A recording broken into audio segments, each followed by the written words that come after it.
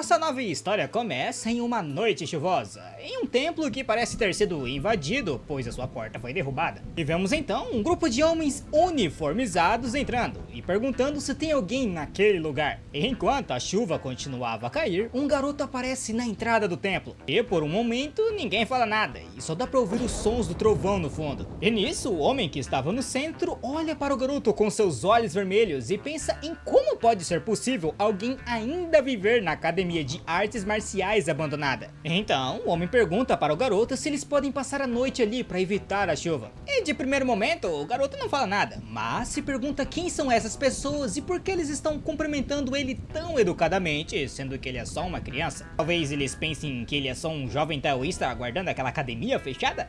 Independentemente disso, ele imagina que eles não devem ser pessoas más, né? Então, diz que ele começou a morar naquele lugar abandonado alguns anos atrás. Então, não é como se fosse dele. Por isso eles poderiam ficar onde quisessem. Porém, ele acrescenta que ele estava utilizando um dos pavilhões como casa. Então, ele pede encarecidamente para eles ficarem em outro lugar. O líder do grupo agradece e diz que fariam isso. Então, ele ordena aos seus homens a não se aproximarem do pavilhão dele e buscarem outros abrigos. E todos eles aceitam e chamam o homem de patriarca. Assim, então, eles se dispersam e vão procurar por lugares para tentar se abrigar. E o garoto não consegue deixar de notar o mesmo símbolo na roupa deles, e todos tinham um tal de símbolo Tang. E ele já imagina que eles devem fazer parte do mesmo clã, né? Afinal, a roupa é igual. E fica curioso para saber mais sobre eles. Só que no momento ele tem coisas mais importantes para fazer. Então ele volta para casa e diz que já era hora do almoço das crianças. E assim ele começa a caminhar todo feliz, bem diferente de como ele estava alguns segundos atrás. E chama todos dizendo que estava na hora do rango. E ele abre um pote e dentro dele tinha alguns insetos estranhos. Daí eu não sei se aquilo ali é um negócio que ele tava chamando de filho, né? Porque se for, dá até dó, né? Porque o coitadinho tá sozinho há muito tempo, então. E o garoto diz que quase se atrasou e que eles provavelmente estavam famintos. Então ele abre outro pote e dentro desse tem uma aranha enorme com um símbolo nas costas. Então quem tem como é que é o nome? Aracnofobia? Acho que é isso, né? O povo que tem medo de aranha, fobia de aranha, já toma cuidado. Porque essa obra o que vai ter de inseto não tá escrito. Ah, e o nome dessa aranha gigante aí é Tigre Negro da Terra. E é uma tarântula nativa de Haiyan, na China. Bom, eu não sei se isso é verdade, né? Depois vocês comentem aí se é ou não, aí né, véi. Porque se eu encontrar um bicho desse em casa, filha, é eu que morro, nem ela. Porque segundo a história, essa aranha aí é de uma espécie rara que cresce até 20 centímetros. E o padrão das listras nas suas costas lembra um tigre negro. E vemos então que aqueles insetos não eram as crianças dele, porque ele pega um deles e dá pra aranha comer, perguntando o que seria dela se ele não estivesse ali para dar comida. Meu senhor, já começamos com um protagonista louco, o cara tá alimentando inseto, velho. Só de pensar já começa a arrepiar. E aparentemente a aranha gostou do lanche ali, porque ela destroçou o coitado do inseto. E o garoto diz que nem acredita que essa aranha um dia já foi do tamanho de uma unha, e tá muito feliz o quanto ela cresceu rápido. E vendo que a sua aranha estava bem alimentada, ele parte pro próximo bichinho. Ele abre uma gaveta e dentro dela tem uma pequena lagartixa laranja com listra branca. E ela é uma lagartixa da caverna Boa Gling Gling, alguma coisa assim. Não venho cobrar de mim nome difícil não, porque minha dicção não aguenta. Enquanto o prota dá mais um inseto pra lagartixa comer, inseto esse que não tá muito feliz com a situação dele,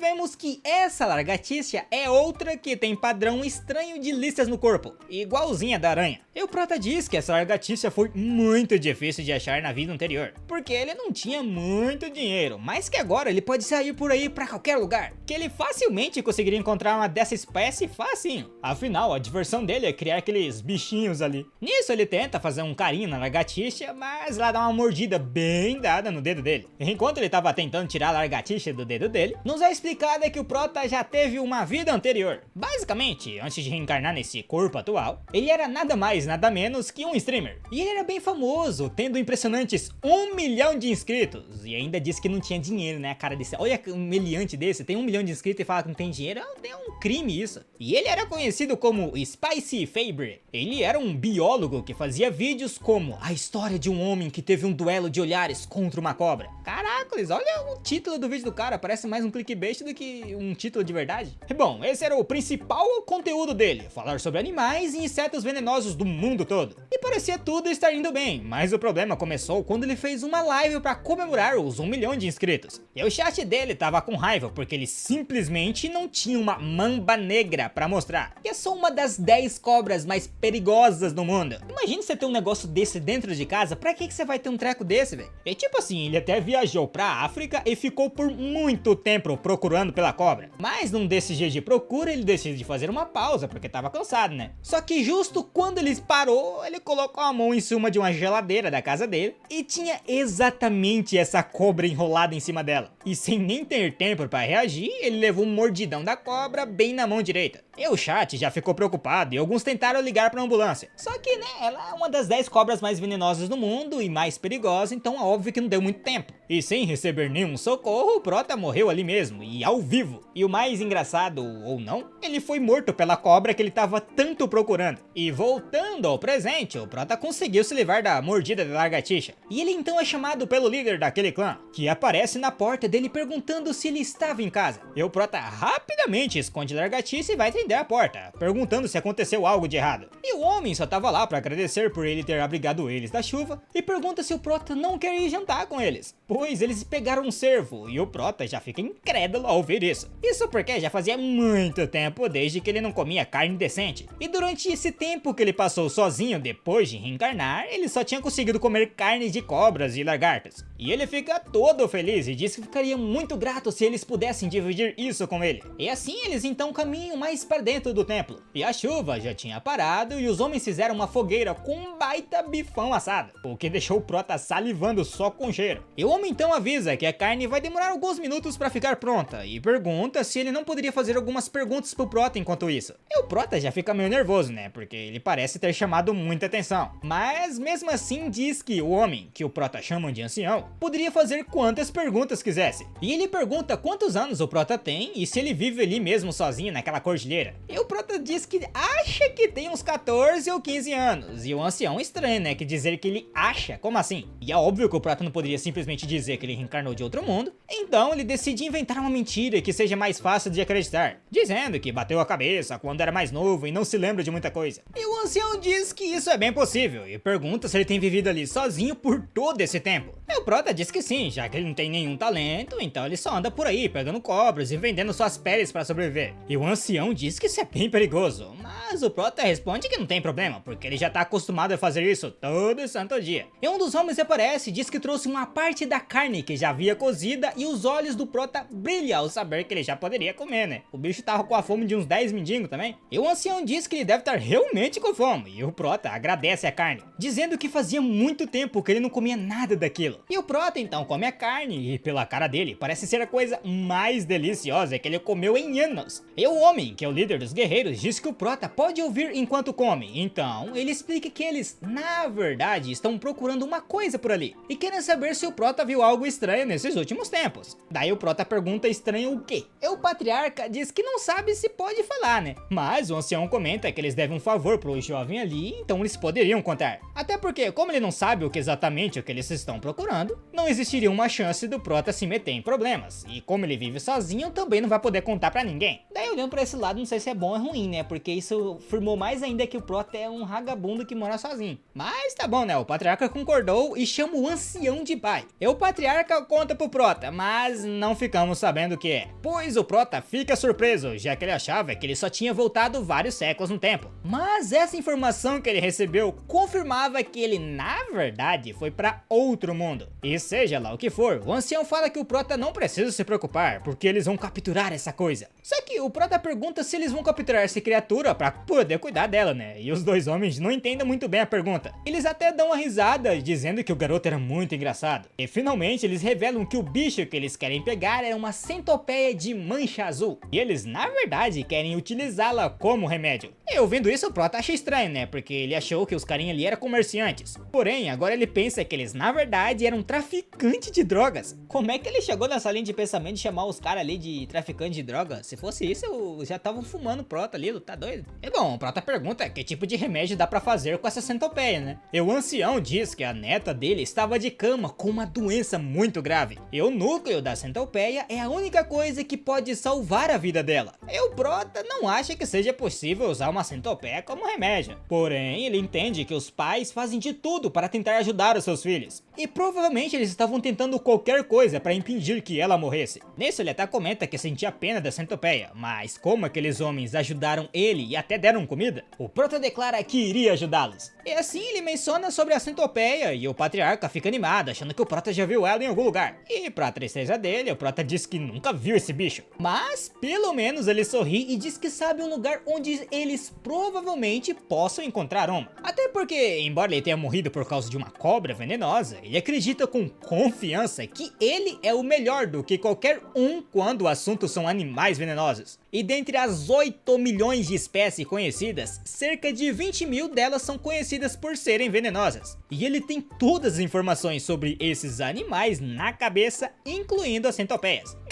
Eu nem sabia que tinha tudo isso de bicho não, louco. Ô, louco, 8 milhões. Se eles fizerem um bem bolado, meu irmão, o Portugal já vai de arrasta praticamente, né? Porque, se eu não me engano, o Portugal é 10 milhões ou nada a ver. Não vou voltar pra história, né? Melhor. E bom, o Prota acessa essas informações na sua mente como se estivesse lendo um livro inteiro de uma vez só. E depois de pensar um pouco, ele diz que deve saber onde ficava essa centopeia. E eles perguntam onde ela estava para que eles pudessem encontrá-la. E o Prota pede para eles falarem exatamente em que área eles já procuraram e quando foi que eles fizeram essas buscas. E eles respondem que procuraram a norte e leste dali. E as buscas foram feitas durante o dia, e além de terem focado muito na beira do Rio Norte. E o Prota disse que não era à toa, que não tinha encontrado nada até agora. E quando eles pedem para explicar o porquê, o Prota dá basicamente uma aula de biologia para eles. É tipo assim, essas centopeias têm um território amplo, e elas têm meio que um sangue frio. Por isso, elas precisam de abrigo para regular a temperatura do corpo e a umidade durante o dia. E como elas não têm uma carapaça impermeável muito boa, elas evitam ficar em lugares úmidos como rios, por exemplo. Resumindo, ela é um bicho que precisa de umidade para viver, mas não muita. E ele termina explicando que ela não vai ser encontrada perto da floresta ou de rios. E o ancião fica muito surpreso com os conhecimentos do Prota e diz que jurava que as centopeias gostavam de ficar em lugares apertados, como fendos de madeira podre. E o Prota diz que ele poderia até encontrar centopeias pequenas lá, mas como o velho tinha mencionado que era uma centopeia gigante, aí não era o caso. Além do que ele já tinha listado ali em cima, o outro motivo para elas não ficarem em florestas e em rios é porque era difícil para elas se esconderem nesses lugares. E sabendo aonde não encontrar esse bicho gigante, eles perguntam aonde que dava para achá-la. E o Patriarca já declara que caso eles encontrassem ela, eles iriam dar para o Prota uma grande recompensa. E ao ouvir isso, o Prota já começa a sorrir e aponta para o oeste, dizendo que eles podem encontrar uma se procurarem nas montanhas rochosas do oeste, já que as centopeias gostam de descansar sobre as rochas quentes de dia e andar por aí quando fica à noite. E eles então seguem viagem e começam a procurar, mas não parece estar achando nada. E o Patriarca sobe numa pedra para ter uma visão melhor, quando um dos seus homens pergunta se a informação que o Prota tinha dito estava errada. E o Patriarca ainda tinha suas dúvidas, então ele decide encerrar a busca por hoje e manda enviar uma flecha sinalizadora para avisar a restante da equipe. E depois que a flecha é enviada, todos se reúnem numa fogueira. E vemos que todos no grupo ainda não sabem se pode confiar ou não nas informações do Prota. E um deles pergunta por que aquela maldita centopeia não aparece logo, dizendo que o Prota parecia ser muito inteligente. Enquanto isso, o Patriarca tava lá, meio pensativo, olhando pra fogueira. E ele se lembra da sua filha, a Huawei-1, e eu não faço a mínima ideia se tá certo, mas vai assim mesmo, que era considerado o maior talento da história do clã Tang. E se pergunta se os céus realmente desistiram de tentar salvá-la. Então, um dos homens avisa que o ancião tinha retornado. E o velhote ali encontra o filho e se pergunta mais uma vez se eles não conseguiram encontrar a centopeia também. E o ancião acrescenta que não conseguiu encontrar e estava preocupado porque a neta dele só vai aguentar no máximo 3 meses. Só que mesmo assim, ele só tem 10 dias para encontrar a centopeia e dar tempo de voltar para casa. Porém, agora eles não sabem mais se isso seria possível, né? E com isso, o Patriarca então sugere que eles vão explorar o sul no dia seguinte. E o ancião, sem ter muita escolha, aceita, né? Já que eles não acharam nem sequer um rastro da centopeia. Só que é nesse momento que, do nada, o ancião percebe uma coisa que ele não tinha percebido antes. É que o fato deles não ter encontrado nada, mesmo depois de ter procurado tanto. Pois se olhasse para um outro ângulo, isso tava muito bom. E o Patriarca, obviamente, não entende do que o seu pai tava falando, mas o velho pergunta a ele e aos guerreiros se eles não notaram nada de estranho. E depois de pensar pensaram um tempinho considerável, eles perceberam que desde que chegaram na montanha, eles não notaram nenhum rastro de animal. Isso porque a centopeia é um animal territorial e provavelmente os outros animais daquele lugar ou fugiram ou se tornaram comida da centopeia. O que significa que, com certeza, ela tava por ali. E isso já renovou a esperança deles de finalmente poder curar a Halloween. Mas eles logo percebem que estão comemorando meio que cedo demais, quando a montanha inteira começa a tremer do nada. Nisso, os soldados já começam a se preparar pro pior, quando do nada uma enorme explosão acontece e manda algum deles pra longe. Então, eles olham chocados, sem acreditar no que estão vendo, quando uma enorme centopeia azul gigantesca sai debaixo da terra e todo mundo se prepara pra batalha. E o bicho é tão sinistro que o Prota consegue ouvir a barulheira da montanha lá da casa dele. Esse já começa a perguntar o quão grande ela era pra causar tanto barulho. E ele tinha pedido pro pessoal do clã Tang procurar, mas eles estão virando a montanha inteira de cabeça pra baixo. E mesmo com tudo isso, ainda bateu a curiosidade na mente do Prota, de querer ir lá e ver como é que era a centopeia, né? Já que, segundo as histórias, ela conseguia devorar uma pessoa numa bucada só. Pô, se ele continuar com um pensamento desse, faz sentido do porquê ele morreu na vida passada dele, né, velho? Pô, o cara quer enfrentar um bicho que é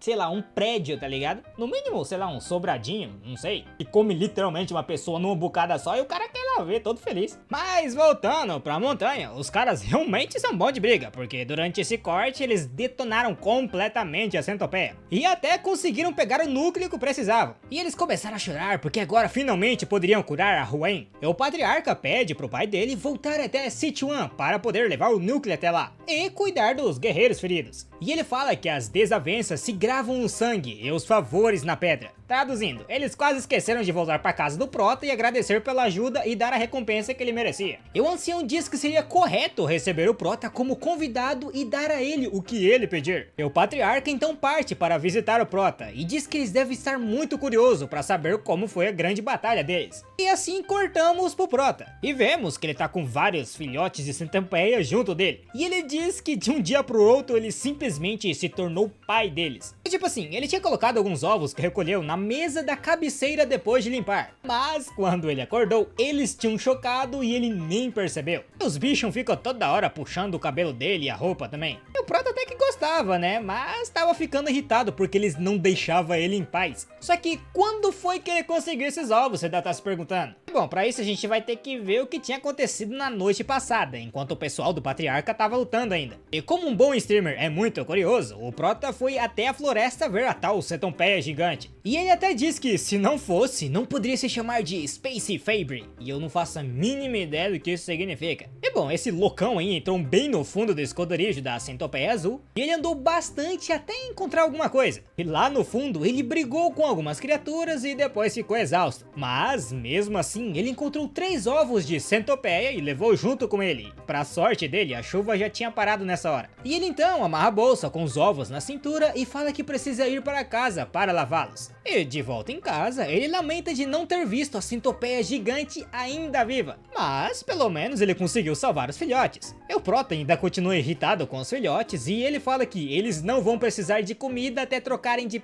pelo menos 2 vezes. E eu nem sabia que centopeia trocava de pele. Porém, eles ainda são bem chatos, porque ficam grudados no corpo do Prota o tempo todo. Nisso, ele tem a ideia de se jogar na água, porque assim eles vão sair sozinhos, né? E só de falar que ele vai tomar banho, a centopeia já treme na base. E cortamos então pro patriarca, que finalmente chegou no templo e pergunta se o Prota tá em casa. E como ele não teve nenhuma resposta, ele só decide entrando mesmo assim. Nisso, ele começa a explorar a casa e nota os potes que o Prota tava guardando. E pensa que ele deve ser algum tipo de praticante de medicina ou algo do tipo. Só que então ele fica com vergonha e diz que não é certo sair por aí invadindo a casa dos outros e mexendo em tudo. E ele pensa em ir embora e voltar mais tarde, porém ele escuta um barulho muito estranho vindo dos potes. E ele se aproxima para ver o que tinha dentro do pote e abre ele. E era justamente o pote onde estava aquela aranha de antes. E o patriarca obviamente fica surpreso e começa a verificar as outras gavetas. E ele dá de cara com todas as criaturas que o Prota estava criando, a lagartixa e umas outras que nem tinha aparecido antes. E ele não conseguia acreditar que o Prota estava criando criaturas venenosas. E pensa em como nem mesmo o clã Tang, que é uma família com venenos e criaturas venenosas, só conseguia extrair o veneno das criaturas. Nisso, o patriarca achava que o único golpe de sorte dele foi conseguir salvar a sua filha. Mas na verdade, a verdade verdadeira sorte dele foi ter se encontrado com o Prota. E assim ele sai do templo e encontra o Prota no meio do caminho, carregando alguns potes. E nisso o Prota pergunta o que tinha acontecido com o braço dele, se ele tinha se machucado ou algo assim. E o homem responde que não foi nada e tenta dizer algo pro Prota. Porém, ele é interrompido porque, do nada, ele começa a sentir uma energia avassaladora vindo de perto da porta do templo. E quando ele olha melhor, tem um homem musculoso emanando uma aura absurda parado ali. E esse homem não parece nem humano e olha pra eles com sangue nos olhos. E o patriarca manda o Prota sair dali e então parte pra cima do inimigo. E os dois avançam pra cima do outro e começam a trocar alguns golpes. E o carinha parecia estar gostando da batalha e o patriarca, apesar do braço estar quebrado, até que tava conseguindo se virar um pouco. Claro, até o momento onde o inimigo do nada solta um Kamehameha direto na cara dele. E obviamente, depois de levar uma dessa, ele ficou muito ferido. E o patriarca percebe que o seu inimigo é um mestre no mesmo nível que o seu pai. Nisso, ele grita pro Prota correr dali. Só que já era tarde demais, porque o inimigo agarrou o Prota pelo pescoço. E finalmente esse cara decide falar alguma coisa. E ele diz que ficou sabendo que os malditos do clã Tang vieram para Haiyan. E que nunca imaginaria que o filho do soberano dos venenos estaria ali sozinho. E o patriarca se levanta dizendo que não sabe quem aquele cara é. E pergunta por que ele estava tentando machucar ele e o Prota. E o inimigo pergunta se ele ainda não conseguiu reconhecer ele. E só de olhar pro rosto e a mão vermelha dele, ele já deveria saber quem era. Aí ele se apresenta como Hakishaka, da mão sangrenta, e o seu nome é Taki Yunyang. Ai, que legal, mais um nome que eu tenho que ficar lembrando. E diz que o pai dele, o ancião que já conhecemos, que deixou ele ferido daquele jeito. E o patriarca já tinha ouvido falar dele, e que aparentemente ele havia levado um golpe da palma venenosa do pai dele direto na cabeça, por isso que o rosto dele tava daquele jeito. E ainda por cima, depois caiu de um penhasco, então era surpreendente que ele tava vivo ainda. E o patriarca fala que o Prota não tinha nada a ver com aquilo, e por isso ele pedia pra ele deixar ele em troca da sua vida.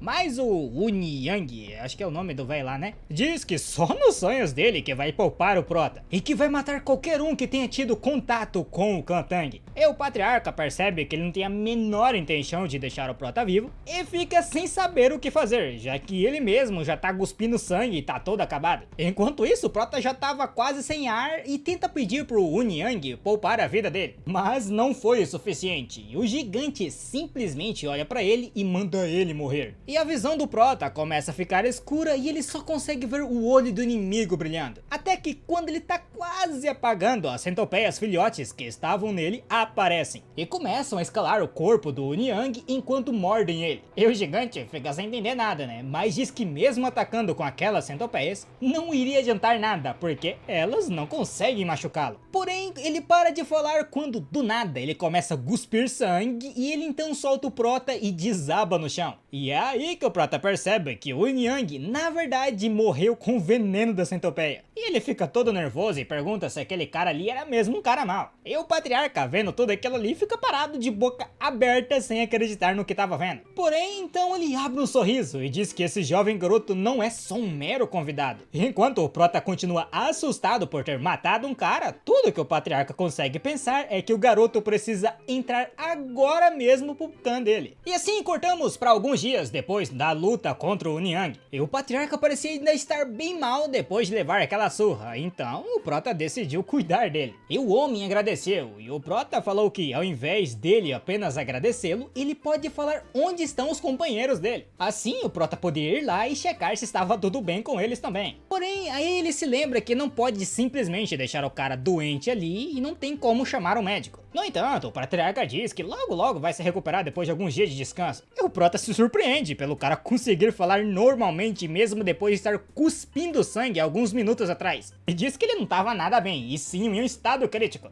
Só que não, o patriarca continua insistindo que estava bem, afinal ele é um artista marcial. E o Prota fica curioso e pergunta se um artista marcial é tipo aqueles caras que consegue voar e soltar fogo ou essas coisas aí. E o patriarca ri e diz que não é todo mundo que consegue fazer essas coisas coisas, mas é mais ou menos isso. E o Prota percebe que realmente estava num mundo paralelo, até porque só assim pra ter uma centopeia gigante andando por aí, né? E o Patriarca fala que ele deve a vida dele ao Prota, e enfim vai se apresentar formalmente pra ele. Então assim, agora a gente pode parar de chamar ele de Patriarca, né? E o nome dele é Tang Sheol-san, do clã Tang de Sichuan. E o Prota também se apresenta, e o nome dele nesse mundo é Wei So-ryong. E o Sheol-san gostou do nome do Prota e diz que So significa pequeno e Ryong significa dragão. E ele ainda tinha muitas perguntas pro So-ryong. E ele pergunta sobre as centopeias, e o Prota diz que são centopeias de manchas azuis. E é óbvio que o Patriarca ficou bem surpreso por ele ser capaz de domesticar essas criaturas. E ele também fala que fuçou a casa do Prota e viu outras criaturas que ele cuidava. E o Prota meio que ficou com vergonha, né? Mas disse que iria explicar tudo. Porém, como era uma longa história, então era bom ele prestar atenção. E claro que a gente não vai ouvir toda a história, né? Porque a cena cortou e é isso. E nesse meio tempo, o Prota comentou que conseguia prever quando os ovos poderiam chocar. E o Sheol-san pergunta como aquilo era possível. E o Prota não responde, mas ele pede 1 minuto e abre uma gaveta. E de lá ele tira aquelas 2 lagartixas listradas de antes. Porém, o estranho é que uma dessas que ele tira não só não tem listras, como também tem uma cauda toda branca. E o Prota explica que colocou as 2 lagartixas com listras maiores na cauda pra cruzar. E então acabou nascendo uma com a cauda toda branca. E vendo isso, o Sheol-san percebe que o Prota consegue combinar as espécies de forma que ele quiser. E com isso criar novas cores. Então, se ele quisesse, ele poderia até combinar 2 espécies venenosas e criar um veneno ainda mais potente? E o Prota responde que seria possível, porém ele precisa saber qual deles tem o veneno mais forte primeiro, para assim ele conseguir fazer. Só que ainda assim era bem difícil. Porém, o Sheol-san ficou muito animado quando viu isso, e pede na hora pro Prota se juntar ao clã deles. E se ele fizesse isso, em troca eles iam ensinar para ele todas as suas artes marciais. E o Prota teria acesso a qualquer elixir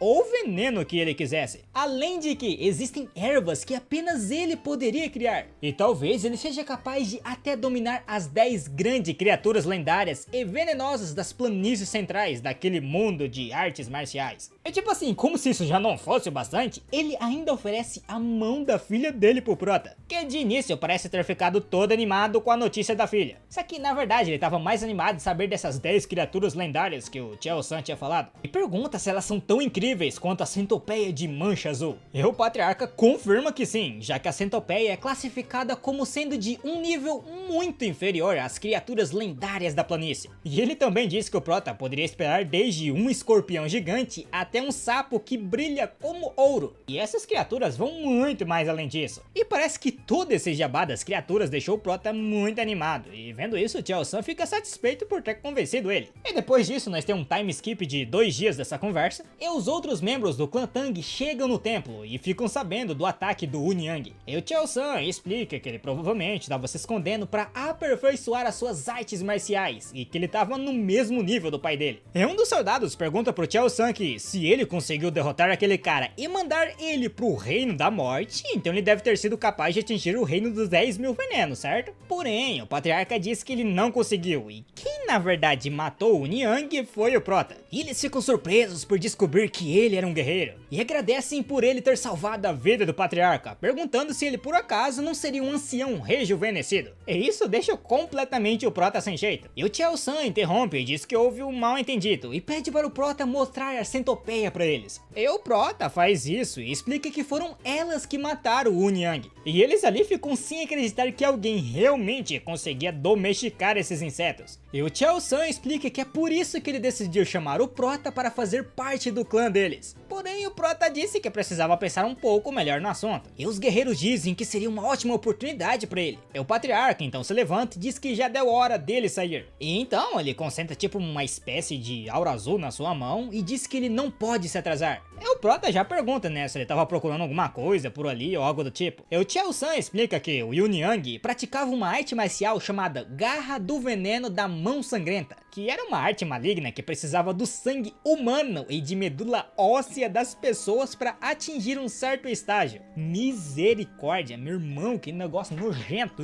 E é óbvio que o Prota se pergunta que tipo de arte maluca era aquela. E o Patriarca diz que ele deixou em algum pergaminho contendo essa técnica, ou talvez tenha algum discípulo que sabia utilizá-la. Então eles precisam procurar por eles e eliminá-los de uma vez por todas, para garantir que essas técnicas nunca mais se espalhem pelo mundo. E ele também acrescenta que se tiver alguém que foi capturado pelo Niang, eles precisam ajudar essa pessoa. E por fim, ele pede ajuda do Prota, já que ele conhecia a geografia da ilha melhor do que ninguém. E nisso, o Prota percebe que se juntar ao clã seria uma tarefa pro resto da vida dele, e na vida passada dele era uma regra geral durante o estádio, onde a pessoa precisava checar o ambiente da empresa que você vai trabalhar, assim como o caráter do seu chefe. O Prota aceitou ajudar, mas só quando o Chow-san tivesse melhor. E o patriarca fala que ele fez a escolha certa. Nisso, o Prota sorri e responde que se é pra salvar vidas, então é claro que ele deve ajudar. Porém, na mente dele, ele quer usar essa oportunidade para descobrir como é que é esse tal do clã Tang, né? E que pessoas habilidosas sempre fazem uma entrevista de emprego reversa com as empresas que vão trabalhar. E bom, levaram exatamente 3 dias para o Chow-san se recuperar por completo. E antes de sair em viagem, eles pararam em uma vila perto do templo onde o Prota morava, para tentar encontrar a base aonde o Uniang ficava. E por precaução, eles perguntam para os moradores apenas se tiveram pessoas desaparecidas recentemente. E o chefe da vila respondeu que sim, algumas pessoas desapareciam na floresta, só que uns dias pra cá isso parou de acontecer. Então eles agradeceram pela ajuda e partem novamente em viagem. Mas infelizmente não encontraram nenhuma outra pista que pudesse ajudar a achar a base. E o Prota pergunta se tinha alguma coisa especial naquela vila. E o Chow-san diz que quando o Niang se revelou, ele achou que a base dele poderia estar por perto, mas é claro que não seria tão fácil encontrar assim. E o Prota acha estranho não ter nenhum rastro dele por ali. Porém, então ele se lembra do que o Niang tinha dito durante a batalha, sobre vários membros do clã Tang estarem por ali em Hainan. E ele pergunta se o Chow-san se lembra do que ele tinha falado, e o patriarca diz que não. E aí o Prota lembra que ele estava meio ocupado, levando um tapão na cara bem na hora para conseguir ouvir, então faz sentido, né? E o Prota explica que alguém deve ter informado ao Niang que o clã Tang tinha passado por ali. Então, para eles encontrarem a base deles, eles precisam procurar em todos os lugares que o clã Tang passou desde o dia que eles chegaram em Hainan. E ele até diz que eles podem mostrar uma foto do Niang para ter certeza se alguém viu ele por ali. E eles então seguem viagem em direção a uma dessas vilhas por onde o clã Tang tinha passado, para ver se tinha algum morador que reconheceu o Niang. E eles avistaram uma vila de longe e as pessoas de lá parecem estar sofrendo algum tipo de doença, sei lá. E um dos soldados diz que essa é a vila onde vivem as pessoas chamado de Hailai. E o patriarca declara que é pra lá que eles vão então, já que o Prota havia dito que os Hailais não são hostis com eles. Pô, olha o nome dos meliantes, velho. Hailai, oh meu Deus, aí não, você quer acabar com uma dicção assim, velho. E ao entrar na vila, o clima é horrível e os moradores não parecem nem mesmo reconhecer que alguém tinha chegado. Só que então, um velho aparece segurando a mão de uma garotinha e ele pergunta o que eles estavam fazendo ali. E o patriarca se apresenta e explica tudo pro velhote. E enquanto isso, o Prota olha para as pessoas na vila e percebe que todos estão sem vida no olhar. E a criança que tá do lado do velhote também parecia estar muito fraca. E olhando melhor, o Prota nota que todas as pessoas na vila estão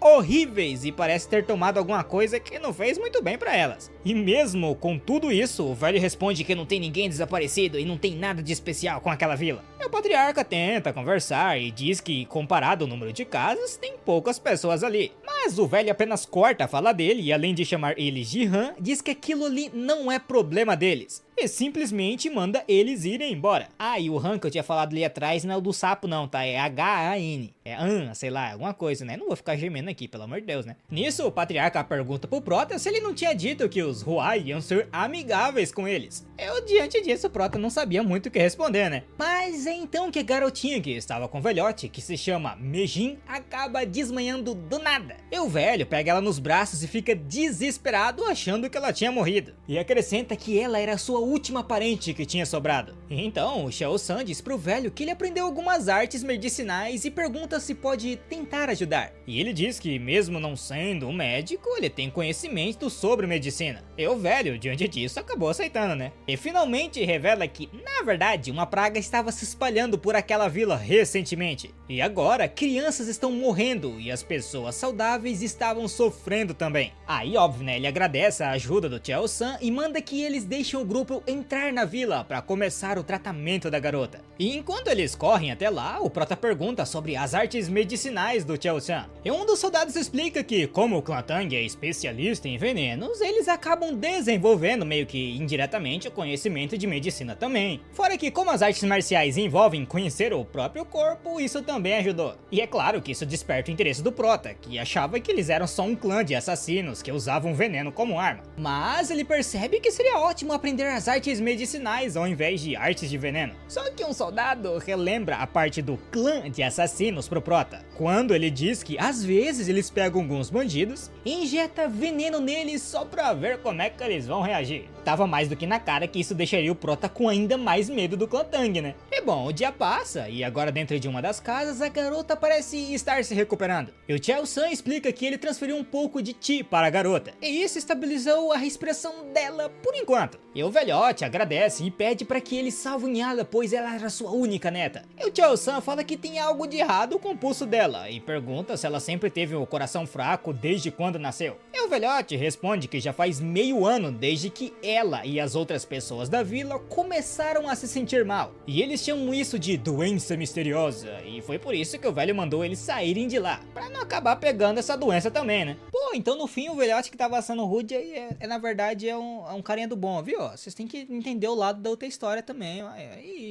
entendeu? Eu não vou ficar gemendo aqui, pelo amor de Deus, né?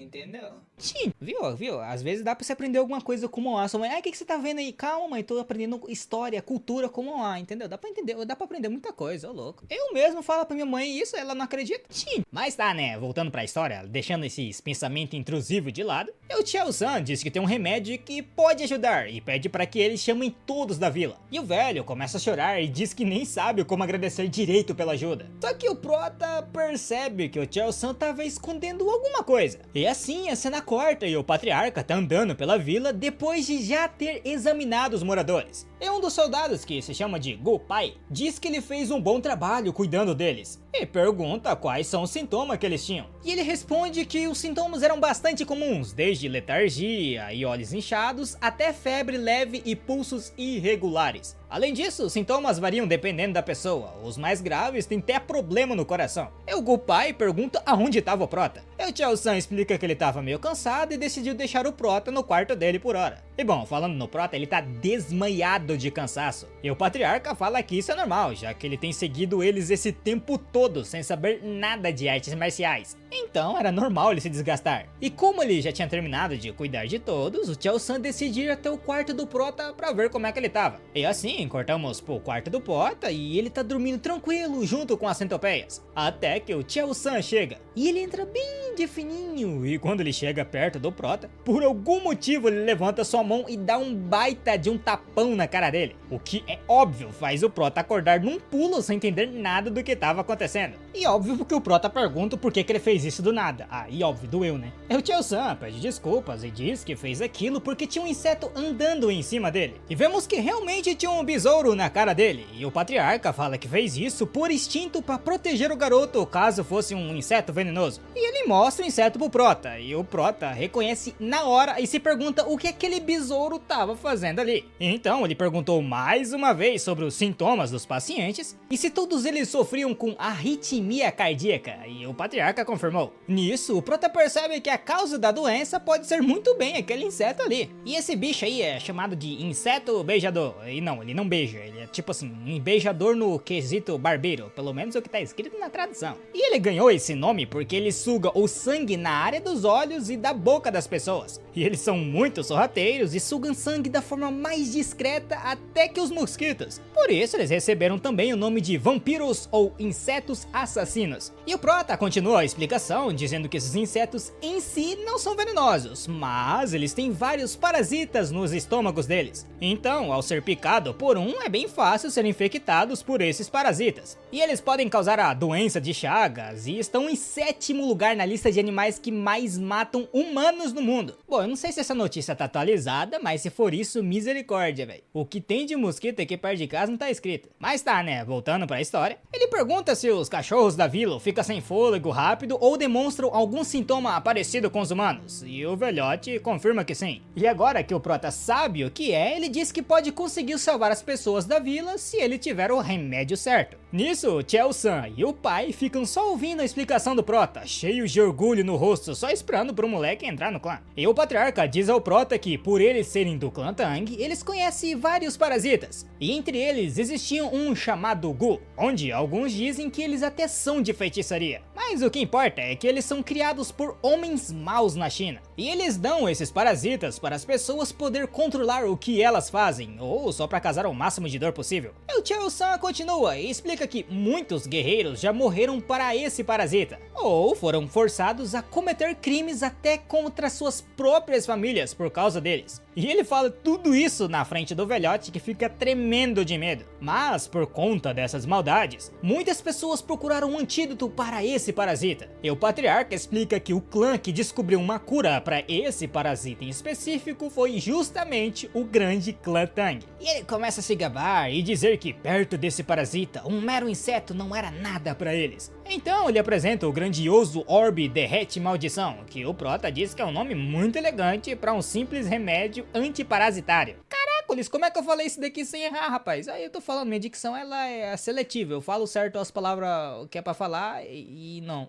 é errado? Não, continua a história. O Chao-san fala pro velhote para ele não se preocupar, porque eles têm o que é preciso para salvar a vida da neta dele. E assim, a cena corta e vemos que os habitantes da vila já tomaram o remédio que o Chao-san deu pra eles. E o chefe da vila abraça a neta, que agora já tinha se recuperado, e os aldeões fazem um banquete enorme para comemorar. E o Chao-san, humilde como sempre, disse que teria sido impossível salvar todo mundo se o Prota não tivesse achado a causa, e diz que é ele quem deveria receber toda aquela gratidão. E os moradores então agradecem o Prota e dizem que ele é o grande salvador da vila. E o Prota percebeu que o Chao-san tinha passado todos os créditos por ter salvado a vida pra ele, e ele estava lá, sorrindo, satisfeito ao ver que o Prota estava recebendo elogios. E é óbvio que isso deixou o Prota muito feliz com o patriarca. E um tempo depois, o líder da vila pergunta o que é que o Chao-san tinha falado quando eles chegaram na vila, sobre estarem procurando por uma certa pessoa desaparecida, pois o velhote ali queria retribuir com tudo que pudesse por terem salvo a sua neta. E por causa disso, ele comentou que tinha ouvido uma história meio estranha recentemente. Uma das mulheres da vila, na verdade, era originalmente de uma vila mais distante, e ela tinha contado pro velhote que na vila natal dela, algumas pessoas começaram a desaparecer há alguns anos atrás. E percebendo que talvez tenham encontrado alguma pista sobre a base do Niang, eles perguntaram aonde ficava essa vila que a moça tinha falado, né? E o velho então disse que é uma vila pequena no oeste, mas então a cena corta. E o grupo do Chao-san chegou ao local onde o velhote tinha indicado, e lá eles encontram um portão para uma caverna.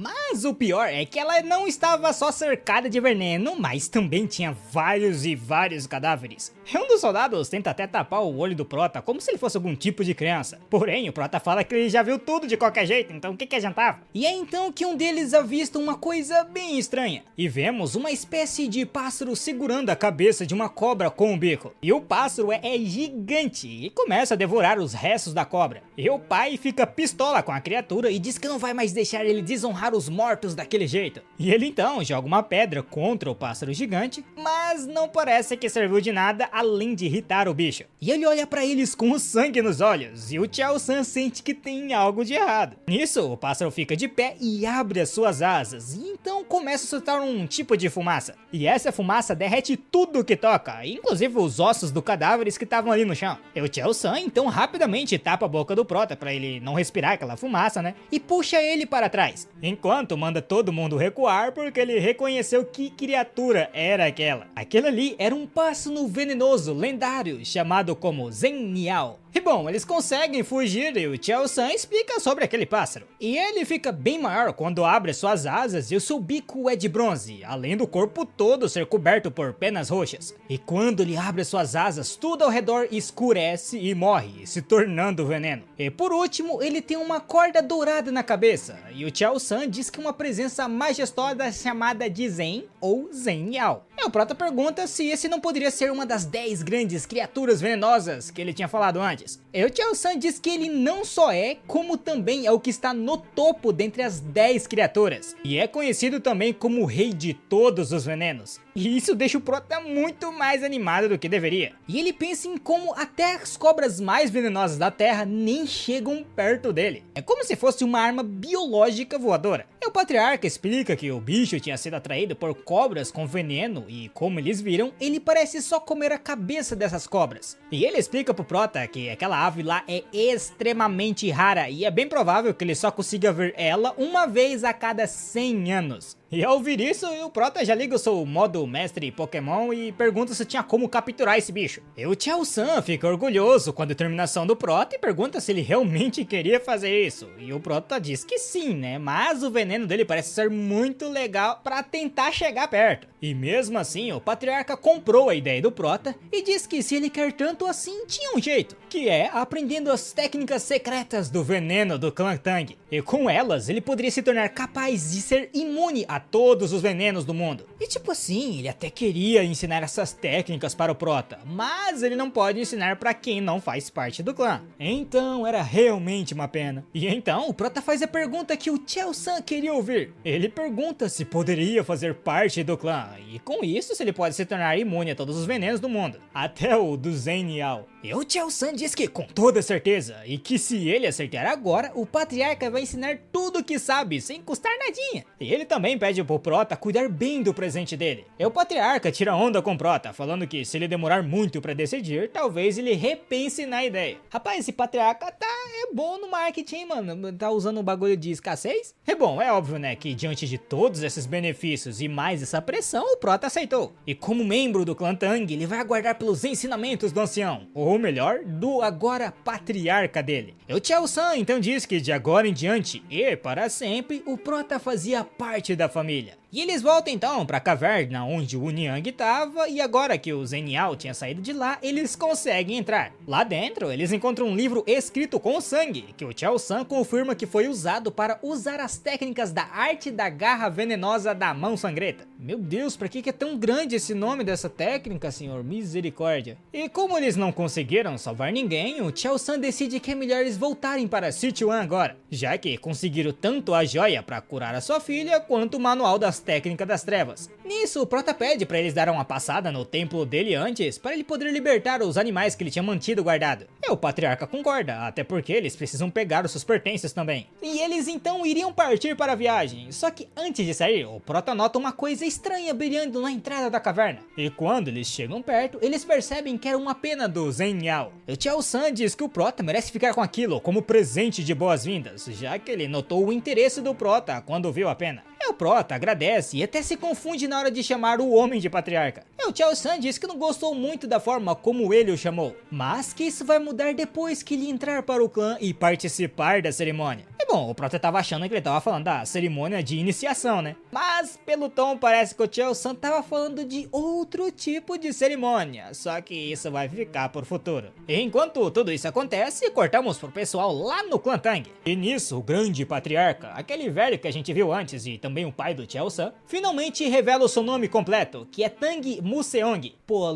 falando o nome desse cara aqui, do nada me lembrou algum tipo de suco Tang, tá ligado? Tipo, quase falei suco de Mucilon, alguma coisa assim, não sei, Museong? Quase que eu falei, errado aqui. E bom, ele tinha chegado no clã agora, né, porque ele saiu primeiro que o Tchao-san. E ele já chega perguntando como é que tava a Hawen. E ele tava preocupado se ela ainda tava ferida, e mesmo ferido, os homens do clã ajudam ele a ir até o quarto dela. E quando ele chega, vemos a garota ainda dormindo com vários serviçais em volta dela. E um deles, na verdade, não é um serviçal, mas sim a mãe da garota, já que o Museong chama de Nora. Mais importante é que ele mostra o núcleo da centopeia que pode salvar a vida da garota. E ao ver isso, a mãe quase que chora com a surpresa. E eles então se preparam para dar o remédio para a garota, que parece estar quase sem força. E o velhote fica feliz por ter se apressado e dá o núcleo para ela. E a sala inteira fica tensa enquanto o velho usa sua técnica para passar um pouco do seu ki para a garota e pede desesperado para ela abrir os olhos. E nessa hora trocamos pro grupo do Prota e ele estava totalmente exausto da viagem. Ele não imaginava que as planícies eram tão grandes. E eles pegaram um trajeto de barco saindo de Hainan e fizeram uma jornada de quase 1 mês e e meio. E depois de andar tanto, eles finalmente chegam em Sichuan, onde fica o clã Tang. E eles apresentam o garoto para o clã, que fica de cara em como o lugar era gigantesco. Aquela montanha inteira onde eles estão agora pertencia ao clã, e ela inclusive recebeu o nome do clã por causa disso. E o Prota nem tem muito tempo para aproveitar, porque os membros do clã aparecem correndo para dar boas-vindas ao patriarca Chao-san. Mas lá no fundo vemos uma garota de vestido vermelho correndo, e quando ela vê o patriarca, ela grita chamando ele de pai. E a Haowen, agora curada, vem correndo em direção a ele enquanto chora de felicidade. E eles se abraçam e a filha pede desculpa por ter causado tanta preocupação. E o Prota, ao ver a garota, pensa como ela era bonita, e que na vida passada dele, ele já teve um caso com uma celebridade, mas que nenhuma delas emanava uma aura tão radiante quanto a dela. Rapaz, quem diria que o pegador de cobra venenosa aí